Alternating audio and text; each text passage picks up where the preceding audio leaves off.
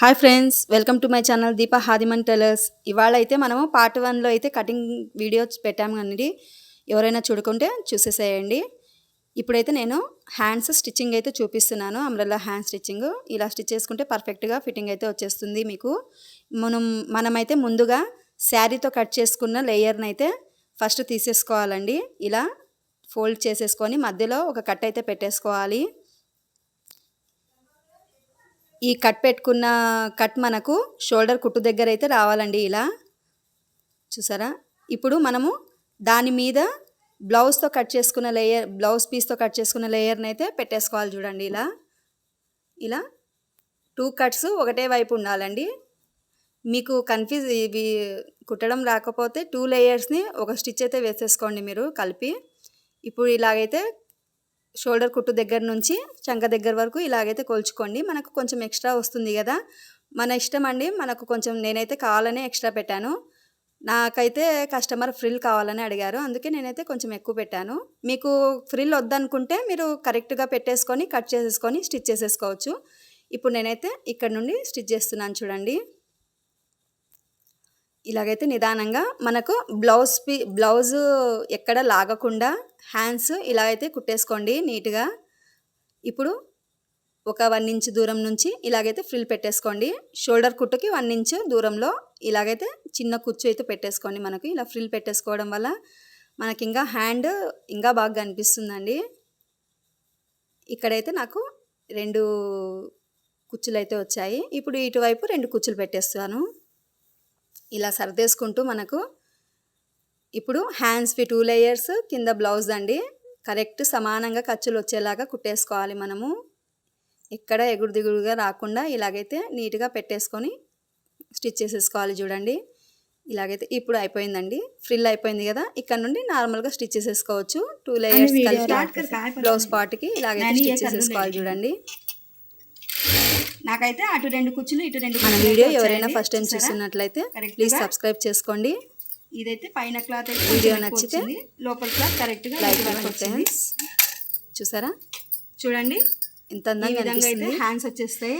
మీరు ఇలా స్టిచ్ చేసుకోవచ్చు అండి. మన వీడియోలో కటింగ్ అండ్ స్టిచ్చింగ్ కూడా ఉంది కదా. ఇప్పుడు నేను నెక్స్ట్ హ్యాండ్ కూడా ఎలా కుట్టాలో చూపిస్తానండి.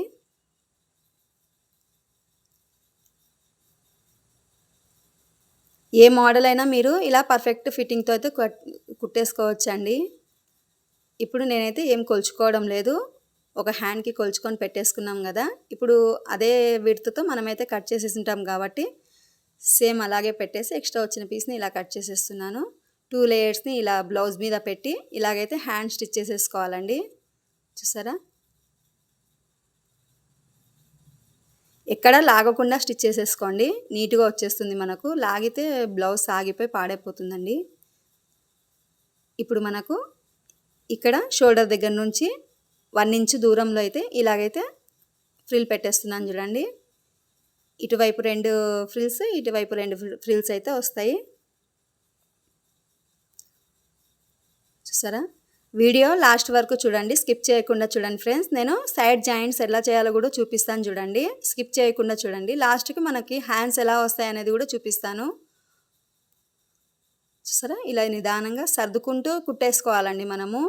మనకి ఇవి 2 లేయర్స్ ప్లస్ మనకు బ్లౌజ్ పీసు కరెక్ట్ ఖర్చులతో వచ్చేలాగా కుట్టేసుకోవాలి. ఇలా చూడండి, నాకైతే కరెక్ట్గా వచ్చేసింది. ఎక్స్ట్రా వచ్చిన క్లాత్ని కట్ చేసేసుకోవాలి. ఇప్పుడు ఇంకో స్టిచ్ అయితే వేసేస్తున్నాను.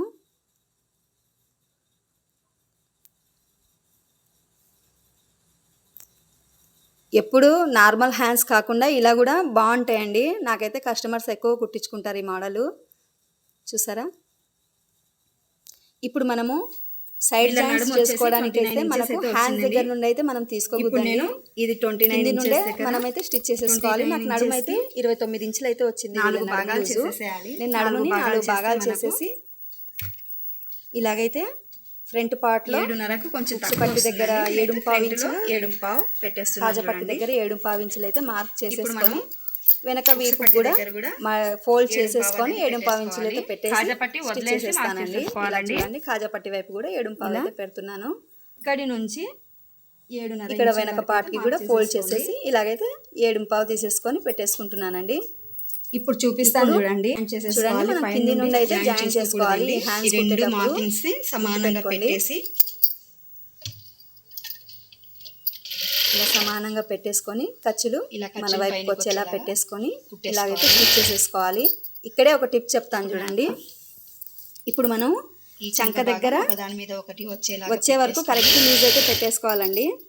తర్వాత చంక దగ్గర ఇలా క్రాస్ గా కుట్టేసుకోండి. చూడండి, తర్వాత ఇలా ఇలా అయితే క్రాస్ గా కుట్టేసుకోవాలి. అప్పుడే మనకు హ్యాండ్స్ లేసినట్టు వస్తాయి, లేదంటే పట్టేసినట్టు వస్తుందండి. మనకి ఎంత లూజ్ గా ఉంటే అంత బాగా ఎక్స్ట్రా కుట్టు కూడా వేస్తున్నాను చూడండి. సైడ్ స్టిచ్ కూడా వేసి చూపిస్తాను చూడండి. ఇలా ఇలా చంక దగ్గర వరకు క్రాస్ గా తీసేసుకోవాలి హ్యాండ్ ని.